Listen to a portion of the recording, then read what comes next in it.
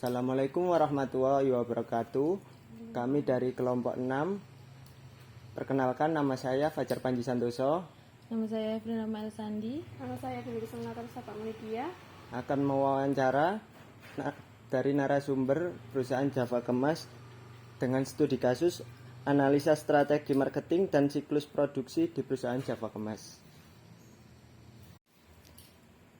Kapan Anda memulai usaha ini dan apa motivasi awal Anda untuk membuka usaha ini? Usaha dimulai dari tahun 2022.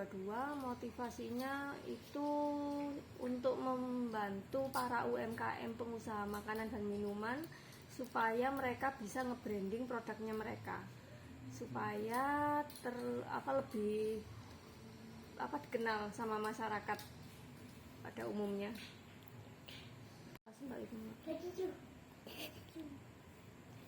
Apa langkah pertama yang Anda ambil untuk mengembangkan usaha ini? Langkah pertama yang saya ambil yaitu saya cari marketnya dulu, market yang bisa untuk Java Kemas layani, seperti kayak kafe, pengusaha makanan, minuman, restoran, terus pengusaha kayak industri makanan minuman juga ya. Kita cari pasarnya ke mereka dulu, kita tawarkan produk sama jasa kita, mulai dari printing, cetak, terus seperti kemasan roti, terus plastik itu juga, jadi kita tawarkan ke mereka. Oke. Apakah Anda memiliki relasi yang mendukung pengembangan usaha? Ada relasinya, yaitu ada supplier yang support di Java Kemas, karena dengan support supplier yang baik kita bisa mendistribusikan barang dengan cepat, tepat, dan kualitasnya bagus. Selain supplier, ada tim produksi yang berkompeten di bidang cetak sablon.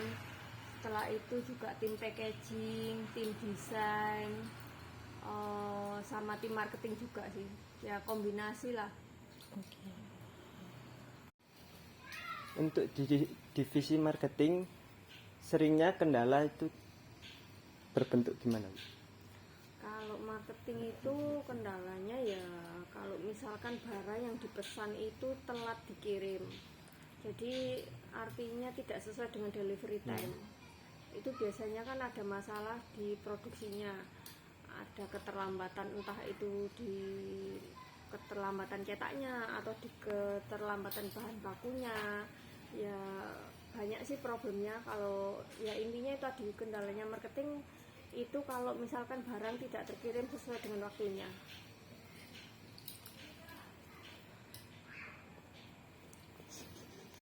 Untuk evaluasi dan penanganan, apa saja yang dilakukan dalam kendala tersebut? Kalau untuk penanganannya itu ya kita cross check kembali sih, apa yang kurang, yang menjadi penyebabnya. Misalkan kalau katakanlah printingnya itu ada kendala film, berarti kita cek ulang lagi filmnya itu sudah sesuai atau belum. Kalau misalkan kendala mesin, ya berarti kita perbaikannya itu pengecekan mesin secara berkala, entah itu 2 minggu sekali atau mungkin 1 bulan sekali. Kalau misalkan kendalanya di SDM, berarti kita kasih meeting, kita kasih tahu mana-mana yang harus diperbaiki. Ya intinya itu tadi sih, kita ngumpul bareng, kendalanya apa, dibicarakan bareng. Seperti briefing gitu nggak? Ya bener, briefing kayak gitu. Coba nih kalau suara Jawa mbak. Masalah apa saja yang pernah dialami di divisi finance? Masalahnya kalau di finance itu ketika yang pertama customer gagal bayar, waktunya bayar tapi belum dibayar. Yang kedua, kalau masalah internal itu masalah penginputan data, misalkan ada salah harga sehingga kita pun bikin notanya juga salah, dan itu kan juga kita kan juga tidak enak sama customer. Nah itu nanti segera diperbaiki aja. Terus yang ketiga, masalah mungkin ini lebih ke pajak kayak gitu. Itu 3 itu aja sih kalau finance. Oke. Untuk penanganan apa saja yang dilakukan oleh penanggung jawab? Kalau untuk yang gagal bayar ya kita datangi customernya, kita kita cari solusi bersama. Misalkan dia tidak bisa bayar itu kenapa, terus apa yang kompensasi apa yang bisa diberikan ke kita. Terus ya kalau yang kedua, kalau masalah internal, salah input data, salah input di nota, itu ya kita review lagi kinerjanya, kita briefing, kita berikan kayak pengarahan yang benar gimana, kan itu kan termasuk dari kurangnya ketelitian. Kan? Udah sih, itu aja sih penanganannya, itu aja sih. Baik. Untuk evaluasi yang perlu dilakukan seperti apa? Evaluasinya itu ya kita untuk nyari customer lebih berhati-hati lagi supaya tidak ada customer yang gagal bayar dan tidak merugikan perusahaan. Itu aja sih. Terus kalau yang masalah internal, evaluasinya ya tadi tetap balik lagi ke briefing. Kalau memang sudah di briefing nggak bisa, ya mungkin nanti bisa dialokasikan ke pekerjaan lain. Tapi sejauh ini sih cukup di briefing.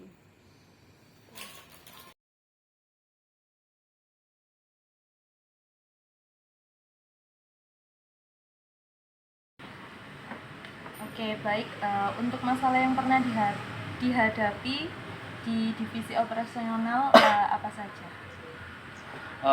Yang pertama pasti waktu nyeprint dari gambar pasti itu ada kendala, mungkin ada yang nggak kebaca gambarnya, kebanyakan itu. Untuk deskripsi permasalahannya? Waktu deskripsinya mungkin waktu mau nyepin dari gambar jadikan screen biar jadi sablon, itu mungkin waktu ngasih obatnya untuk itu mungkin kurang banyak. Itu juga termasuk penyebabnya, Pak? Ya, kebanyakan itu. Ancaman yang mungkin dihadapi ketika masalah tersebut terjadi? Bisa saja screennya sobek karena mungkin terlalu keras, terlalu lama juga, mungkin bisa sobek. Yang paling fatal kalau udah ganti screen lagi gitu. Iya. Oke, untuk evaluasi dan penanganan solusi yang dilakukan oleh penanggung jawab bagaimana? Untuk solusinya kita buat untuk pemberian obat sablonnya itu kita bertahap, nggak langsung banyak gitu, berarti ngasih obatnya sedikit-sedikit, nunggu sampai kering, kita lihat sudah oke, ya kita sudah selesai. Oke, terima kasih. Oke, baik. Untuk sesi wawancara ini kita tutup. Juga untuk terima kasih untuk Ibu Elis selaku pemilik usaha Java Kemas, dan juga terima kasih banyak karena telah membantu kita dan juga membimbing untuk berhasilnya tugas kami.